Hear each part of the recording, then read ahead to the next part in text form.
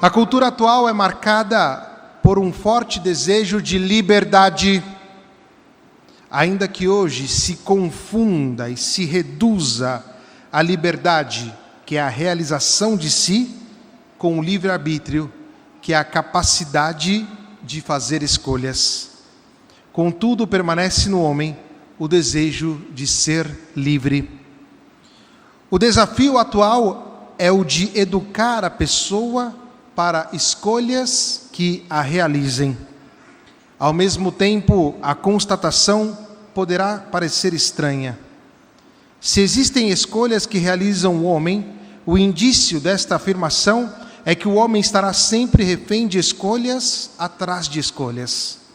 É exatamente isso que está por detrás do contexto social odierno.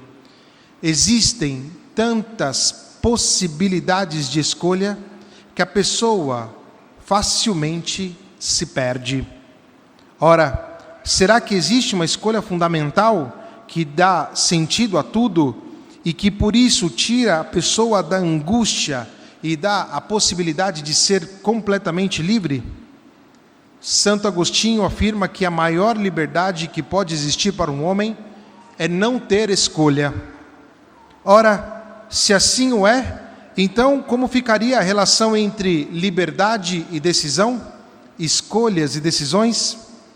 O sentido da constatação de Agostinho é que quando alguém sabe e decide exatamente por aquilo que se quer, como consequência, não precisa ficar elucubrando uma realidade desejável ou tanto menos a busca de coisas que são tentadoras. De fato, ele discorrerá sobre o fato que o homem utiliza mal o livre-arbítrio, mas que com a graça de Deus pode escolher a vida nova que é para ele garantida. A pergunta que se impõe e que exige uma resposta sincera é: o que realmente desejo? O que realmente busco? O que realmente eu quero? Esta pergunta é para cada um de nós decisiva. Nesse sentido, podemos compreender o apelo de Deus na primeira leitura com a meditação ou com a mediação do profeta Joel. Voltai para mim com todo o vosso coração. A nossa experiência atual, e sabemos bem, mostra que o nosso coração parece estar dividido entre 1000 coisas, e isso nos deixa inquietos.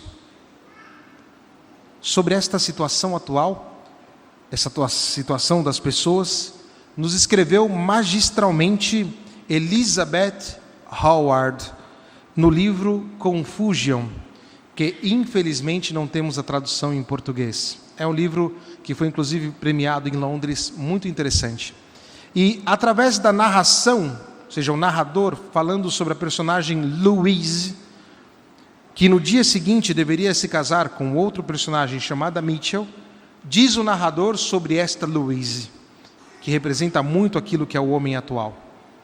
Quando estava sozinha, e que era quase sempre, e não estava completamente apática, tentava juntar as peças de si própria para lhes dar uma forma reconhecível e ver como era. Sentia-se como uma peça de um mosaico sem sentido ou como a peça de um quebra-cabeça muito complicado. Não era uma pessoa com traços definidos. Mesmo as peças desconexas desse mosaico ou quebra-cabeça que era, não a sentia como pertencendo a si própria, mas como uma série de pequenos papéis a que se tinha habituado e que era capaz de interpretar de forma convincente. A descrição de Howard é eloquente, sobretudo ao saber que a personagem no dia seguinte deveria tomar uma decisão que implicaria toda a vida. Será que cada um de nós aqui hoje temos a coragem de tomar decisões que implicam toda a nossa vida? Se percebe, portanto, que o homem, chamado por Deus através do profeta Joel para voltar de todo o coração para ele, possui hoje um coração dividido. E nesse sentido, voltar ao Senhor de todo o coração é um verdadeiro desafio. Será que queremos decidir por isso? Queremos ouvir o apelo e voltar para o Senhor de todo o coração? Adiante, a leitura do profeta nos dirá para rasgar o coração. Ora, como voltar-se de todo o coração e ao mesmo tempo rasgá-lo? Parece contraditório, mas não o é. De um certo modo, rasgar o coração significa tirar dele aquilo que não o pertence. É abrir uma senda, abrir um buraco, no qual poderá ser preenchido com as sementes provenientes de um novo coração de carne, já profetizado pelo profeta Ezequiel, e que nos é revelado através de Cristo, que ao assumir a carne humana, diviniza o coração do homem e dá a possibilidade deste coração ser completamente novo. Os espaços do nosso coração rasgado é preenchido pela graça, é o lugar onde atua o Espírito Santo, que nos reconstitui como pessoas novas. Contamos com certeza com a graça, mas somos convidados a colocar também a nossa vontade. A igreja ensina, partindo das palavras do Evangelho de hoje, que a nossa vontade pode ser exercitada com as atividades próprias da Quaresma: a oração, o jejum e a caridade. A Quaresma é um tempo para resistir ao endurecimento do nosso coração, e isso não é confortável. Contudo, na medida que nos exercitamos, como qualquer exercício não é uma coisa confortável, contemplamos a graça de Deus, vemos a novidade da sua ação na nossa vida e por isso somos estimulados ao arrependimento. Arrepender-se não é algo sentimental, é algo racional. É quando nós reconhecemos o fato de não estarmos à altura daquilo que Deus nos pede, mas percebemos e queremos estar ali. E Deus espera muito de nós. E começaremos a corresponder a essa expectativa de Deus em relação a nós com a conversão sincera. São Paulo, na segunda leitura que ouvimos, exorta-nos: em nome de Cristo suplicamo-vos, reconciliai-vos com Deus.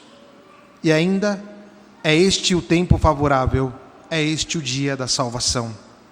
Somente Cristo transforma a dureza do nosso coração indeciso, sobretudo por causa do pecado, em novidade de graça. Somente através de Cristo é que se destrói o mal e poderemos ser reconciliados com Deus. Hoje, neste dia, o rito da imposição das cinzas assume um duplo significado, como nos ensina o Papa Bento XVI.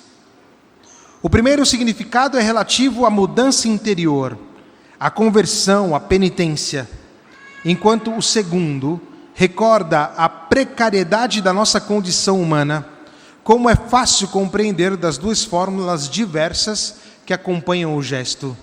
Ou seja, quando impomos a cinza e quando dizemos convertei-vos e crede no Evangelho, ou mesmo tu és pó e ao pó há de retornar.